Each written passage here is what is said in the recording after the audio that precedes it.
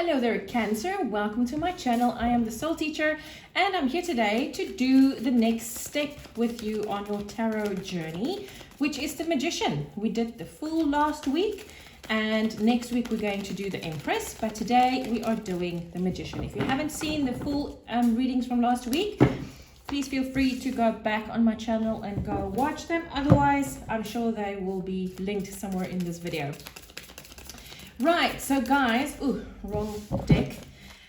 The Magician, what is the Magician? Now, the Magician is the energy we use to create our lives, to create whatever it is that we want in our lives.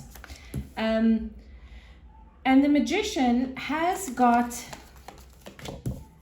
access to all four suits in the tarot deck. I'll show you that up close just now.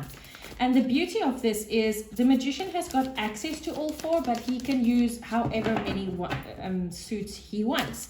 Either just one or two or three or four, however he feels is fitting. So today we are only going to concentrate on two elements, but let me show you quickly where I'm coming from with this. So the Magician has got the Wands, which is fire, the Pentacles, which is earth, Cups, which is water, and Swords, which is air. And all this energy he's got in infinite supply. He's also wearing the Hermes, the staff of Hermes, and Hermes is the messenger of God. Right, so let's get started. We're only doing two elements today, as I said. The first element is the element that you need to focus on the most to get your manifestation grounded into reality. And we have air. This is interesting, Cancer, and I feel that this might be because you are such a deep feeling person. You have such a deep soul, and you have so much. I mean, you're a water sign, but your sign basically is the moon. And the moon is very deep emotion.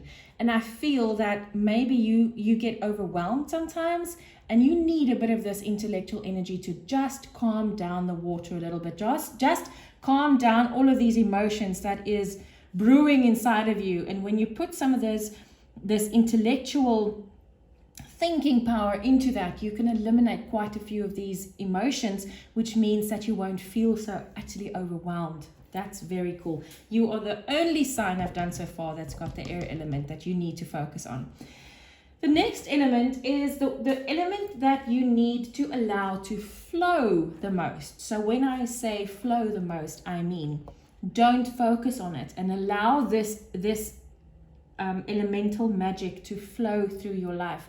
And as it flows through your life, you can flow with it. And by that, you are allowing the universe to come in and do its thing without you interfering.